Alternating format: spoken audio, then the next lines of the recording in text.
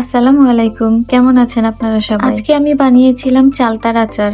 ছোটবেলায় আমরা স্কুলে টিফিনের অনেক আচার খেয়েছি, অনেক চালতার আচার খেয়েছি, কিন্তু এখন আর বাইরের আচার খাওয়া হয় না। কিন্তু আচার আমি বাসায় বানিয়ে নিয়েছি। সেই নিয়ে থাকছে আমার আজকের ভিডিওটি পুরোটি দেখার অনুরোধ রইল। এখানে আমি চালতা নিয়েছি 2টা।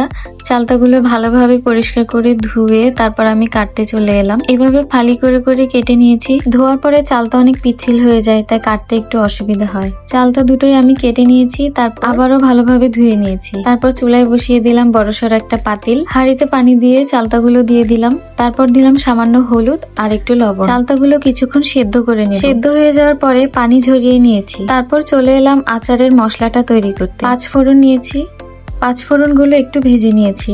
ভাজা হয়ে গেলে 5 ফোড়নগুলো আমি গুঁড়ো করে নেব। এই যে পাটায় বেটে গুঁড়ো করে নিলাম। তারপর চলে আসলাম আচার বানাতে। আচার আপনাদের কার কার পছন্দ অবশ্যই কমেন্ট করে জানাবেন। বিশেষ করে চালতার আচার কার কার পছন্দ। হাঁড়িতে দিয়ে দিলাম সরিষার তেল, তারপর দিলাম তেজপাতা। কিছুক্ষণ নেড়ে চেড়ে নিয়ে দিলাম রসুন। রসুনটা আমি এখানে একটু ছেঁচে নিয়েছি। তারপর কিছুক্ষণ ভেজে নিব, যেন রসুনের কাঁচা গন্ধটা না থাকে। এরপর যে 5 ফোড়নগুলো আমি গুঁড়ো করে রেখেছিলাম সেগুলো দিয়ে দিব। গুঁড়ো মশলাটা আমি পুরোটা দেইনি, কারণ আমার চালতা খুব বেশি না, পুরোটার প্রয়োজন হবে। তারপর সিদ্ধ করে রাখা চালতাগুলো দিয়ে দিলাম। কিছুক্ষণ নেড়ে চেড়ে নিব। তারপর দিয়ে দিলাম গুড়। এখানে আমি খেজুরের ঝোলা গুড়টা ব্যবহার করেছি। আরো দিলাম খেজুরের পাটালি। তারপর দিলাম লবণ। সবকিছু নেড়ে চেড়ে ভালোভাবে মিশিয়ে নিয়ে ঢাকনা দিয়ে দিব। আমি অল্প আছে এটা অনেকক্ষণ রান্না করেছি, কারণ সিদ্ধ করা চালতার টুকরোগুলো আমি ছেঁচে নিয়ে নিই, ভিতরে যেন লবণ মশলা ঢুকে, যার কারণে আমি ঢেকে দিয়ে কিছুক্ষণ রেখে দিয়েছি।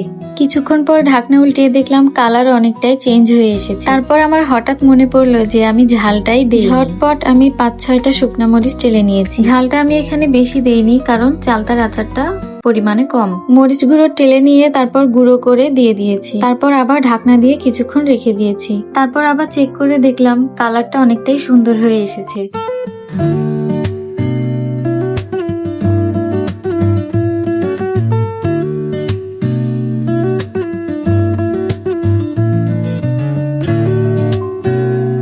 আরো কিছুক্ষণ নাড়াচাড়ার পর চালতাটা ঠিক এরকম হয়েছে। এই আচারে আমি কোনো সিরকা বা ভিনেগার ব্যবহার করিনি। সিরকার যে একটা গন্ধ আছে সেটা আমার একটুও পছন্দ না, আমার ভালো লাগেনি, তাই আমি দেইনি। আচারও পরিমাণে কম, বেশি দিন থাকবে না, ততদিনের জন্য একটা বয়মে ভরে নর্মাল ফ্রিজে সংরক্ষণ করব। এই যে আমার আচারটা হয়ে গেছে। আচারটা দেখতে কেমন হয়েছে কমেন্ট করে জানাবেন।